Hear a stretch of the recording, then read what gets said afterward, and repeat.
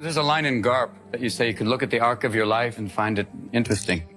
That's what it's been for me. It's nice that it has been getting better and better. That's the only thing I pull out of it. I mean, that's nice that it keeps trying. And the fact that I'm offered these amazing things to keep doing stuff that keeps exploring different aspects, that's wonderful too. The first movie was Popeye. Yeah. And if you remember, the opening scene is Robin in a rowboat in a storm, and here's this huge screen at Chinese Theater in Los Angeles, and I thought, that's Robin, my little boy Robin. Look at him. Eat your heart out, world. Here he comes. Performing and doing all these things, we never acknowledge anything negative. And if you do, it gets very violent, like the time. What happens immediately after the scene you just saw is he starts to confront who you are. So I know who you are. And he would have really hurt Jeff's character if he'd gone any further. And that's why he goes, the hallucination guards against that. It is freeing to create that character, because you can really explore kind of where you've been and the aspects of why you would want to deny, and that kind of whole aspect of, performing for the sake of just avoiding.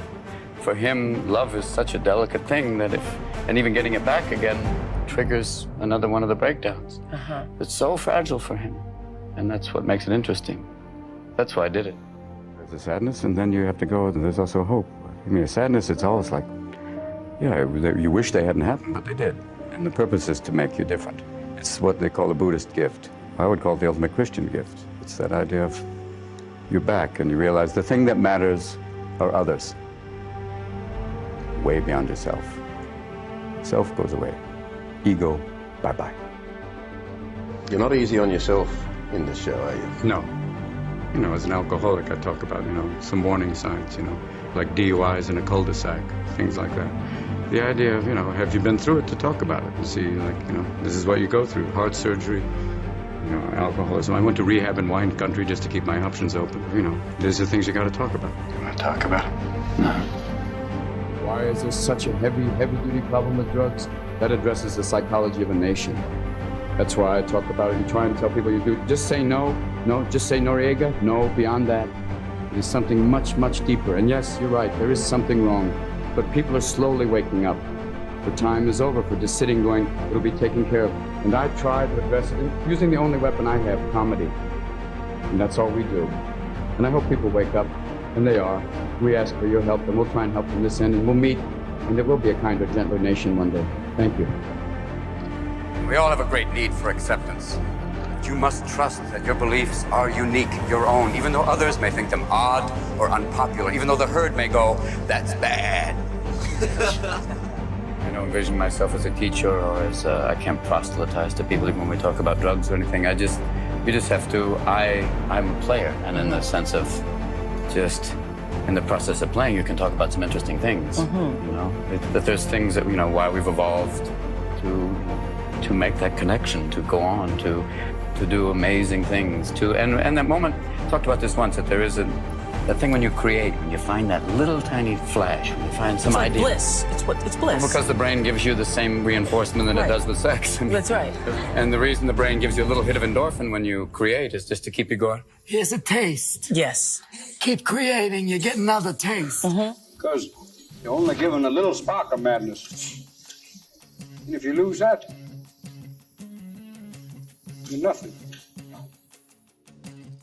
Basically, when you're really firing and it really works, it's like musicians have said it, or writers say it, you're just channeling. It's truly that's why you say that divine inspiration, where it just passes, you're just letting it through you.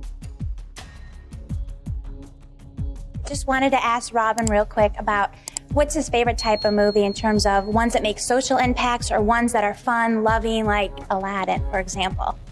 They both. I love doing both of them because I think in their own way they both have some effect. I remember people coming up after Aladdin and saying, it was such a great thing that they could sit with their kid and laugh as much as their child. That, I think, is a great thing. It's like, Sullivan's Travels, where you see people just having a wonderful time, especially in times like this. Why you do a movie is to learn, to expand yourself, to push yourself. It was like Peter Weir when I did Dead Poets Society. He said the power of silence, that he said, you don't have to do anything and make a point. Or the power of thought. But, you learn something and you make a movie, which is a double bill. Yeah, And you get paid. But it's, I mean, that, if the truth is, if they knew it, I'd probably do it for much less. I don't know how much value I have in this universe, but I do know that I made a few people happier than they would have been without me. As long as I know that, I'm as rich as I ever need to be. You know, some movies you do for money, and those are the dangerous ones. Hold those, we'll talk later. But the idea that you do those and you go, and you know why you're making them. It's a kid's comedy, you know it's going to be silly, and you know that's going to be up for grabs. But with something like World's Greatest Dad, it's like, no, you do it as a labor of love, and you do it with friends who you feel like you can do it with and say, hey, we're both in this together, and that's kind of wonderful. They're all done with this kind of love, you know, you commit to it and you go, whatever happens, I'm in, I'm proud. That's always what I want to do, is to try different things and kind of always change perceptions. And change the rhythm. You could. Yeah, break up, it is a rhythm. It's basically saying, okay, now we hit it, you know, there, and then, you know, hit a little harder and then back off and then go berserk like, you know, with the stand-up, which is just free form, and then come back and play something so controlled like a 1 hour photo. Those are all possible, and having that range really helps. For me, it's great, and but having great friends and family that just make life extraordinary, and a world to still go out and see and learn about, which is the most important of all.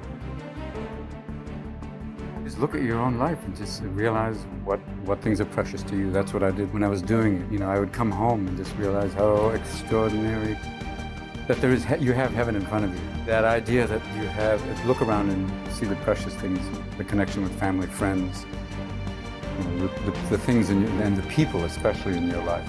My kids are extraordinary. Did they go through rough times? Yeah, but you come out the other side and go, God, they're so amazing. I'm so blessed. I would hope that there would be, if there's an afterlife, that would have the places that or at least a version of the places I've grown that I think are extraordinary here. Mountains, lakes, forests, beaches with perfect curl. But also, I mean, a place almost like Venice. I mean, there's times in Venice to me, I've been there when I just go, God, what a glorious city. And even New York in spring where you can go, there's times in every different place that you've been where you say, this is paradise, or this is extraordinary. I would hope that there'd be something like that. And most of all, I would hope you'd come in contact with extraordinary people, like the ones I've met in life. Powerful play goes on, and you may contribute a verse. What will your verse be?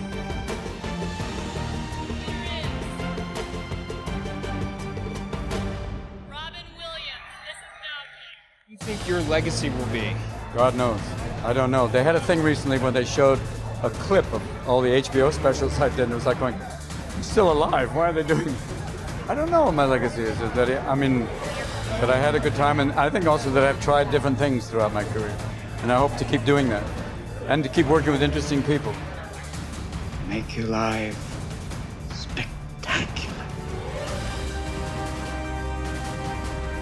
I know I did.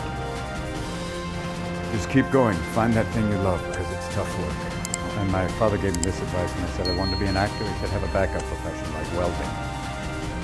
But I think if you can find that thing that really gives you joy, that'll be it. Because that, for me, it's always been comedy, stand-up, and acting too. It's exploring behavior, but it's tough work. But if you can get it, even better.